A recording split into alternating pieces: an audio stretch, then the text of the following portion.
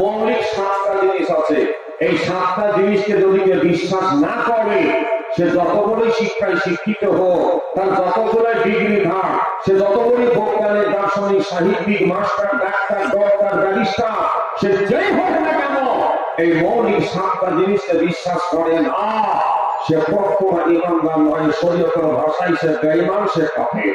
কথা বোঝা যাচ্ছে না? কথা বলেন তো ভাইরা, আমার বাবা জীবনেরা, ইমান বড় দামি জিনিস।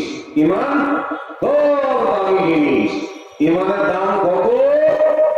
ইমানের দাম কত? বিশ্ব নবী নবী মুহাম্মদ রাসূলুল্লাহ সাল্লাল্লাহু আলাইহি ওয়াসাল্লাম বলেছেন, কোন ব্যক্তি যদি 1 যারা পরিমাণে ঈমান নিয়ে মরতে পারে, 1 যারা কাকে বলা হয়?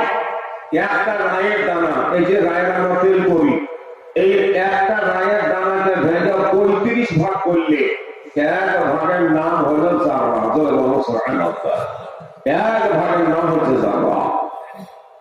বিশ্ব নবী নবী মুহাম্মদ রাসূলুল্লাহ সাল্লাল্লাহু তাআলা আলাইহি ওয়াসাল্লাম বলেছে, কোন ব্যক্তি যদি 1 যারা পরিমাণে ঈমান নিয়ে মরতে পারে, 1 যারা পরিমাণে ঈমান নিয়ে যদি আল্লাহর কাছে পৌঁছাতে পারে, মহান আল্লাহ রাব্বুল আলামিন তার প্রতি খুশি হয়ে, সন্তুষ্ট হয়ে, আমার আল্লাহ তার উপরে রাজি হয়ে, আমার দয়ার আল্লাহ তাকে একটা জান্নাত দেবেন। ওই জান্নাতটা কত বড় হবে?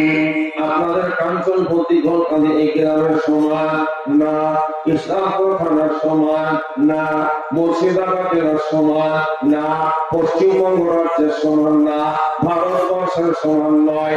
আল্লাহর কসম করে বলছি, নবীজি বলেছেন, এই যে সমগ্র পৃথিবী, সারা পৃথিবী, এত বড় বড় 10টা পৃথিবী পাশাপাশি জোড়া দিলে যত বড় জায়গা হবে, এত বড় একটা জান্নাত আল্লাহ তাকে দান করবেন। সুবহানাল্লাহ।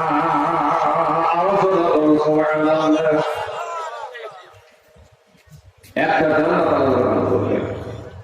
তাহলে ঈমানের দাম কত? 1 যারা ঈমান নিয়ে মরতে পারলে 10টা পৃথিবীর সমান একটা জান্নাত আমার আল্লাহ তাকে দেবেন। ঈমানদারের ব্যাপারে খুব সাবধানে কথা বলবেন। খবরদার, ঈমানদার খুব দামি জিনিস, খুব দামি ব্যক্তি। ঈমান এত দামি, 1 যারা ঈমান নিয়ে মরতে পারে 10টা পৃথিবীর সমান আল্লাহ জান্নাত আল্লাহ দেবেন। বলেন আলহামদুলিল্লাহ। তাহলে তারা খুব বুঝতে পারছেন যে 1 যারা ঈমান নিয়ে মরতে পারে 10টা পৃথিবীর সমান আল্লাহ জান্নাত দেবে। তো 1 যারা ঈমান নিয়ে মরা এমন কি আশ্চর্য? 1 যারা না, গোটা রায়ের সমান ঈমান নিয়ে মরবো, তাই ভাগ্য কোনো কি আপনারা?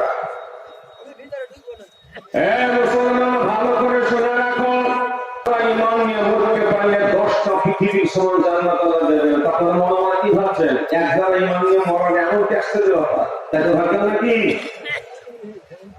ঈমানের দুশমন আছে 3টে। কথা বলেন তো বন্ধু, আমার সঙ্গে কথা বলতে কিন্তু ঈমানের দুশমন আছে কয়টা? 3টে। এই 3টে ঈমানের দুশমন আছে। তার মধ্যে 1 নম্বরের মেন দুশমন হচ্ছে ইবলিস, শয়তান। এই শয়তান কিন্তু আল্লাহর কাছে কিন্তু চ্যালেঞ্জ দিয়েছে, আল্লাহ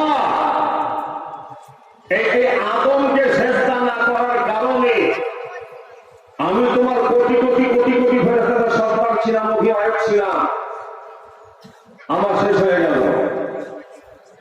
8 লক্ষ বছর ইবাদত করেছি, শুধু আদমকে সেজদা না করার কারণে আমার সব শেষ হয়ে গেল। শুধু এই আদমকে সেজদা না করার কারণে আমাকে জান্নাত থেকে বহিষ্কার করে দিলাম। এই আদমকে সেজদা না করার কারণে আমাকে পার্মানেন্ট জাহান্নামী হতে হইল, আমাকে চিরস্থায়ী জান্নাত থেকে বঞ্চিত হতে হইল। তা আমি যাব জাহান্নামে, আমি থাকবো জাহান্নামে, আর এই আদমের সন্তান যাবে, এই আদম যাবে জান্নাতে। এই জান্নাতে কি করে দেয় আমি তাও দেখি, আমি একাই জাহান্নামে যাব। আল্লাহ, এই আদমের বংশধরকে নিয়ে আমি জাহান্নামে যাব, আমি একাই যাব না। তোমার রাসূল বলেছেন, এই 1 যারা ঈমান নিয়ে মরতে পারলে এই 10টা পৃথিবী সমান জান্নাত দেব। ওদেরকে আমি শপথ করে বলছি ইমানের গন্ধ নিয়ে মরতে দেবো না, ইমানের গন্ধ নিয়ে মরতে দেবো না। বেঈমান করে ইমানকে পচিয়ে দিয়ে ফিউজ করে দিয়ে বেঈমান করে মৃত্যু দিয়ে আমি ওকে সঙ্গে করে নিয়ে আমার সাথে নিয়ে ধারণা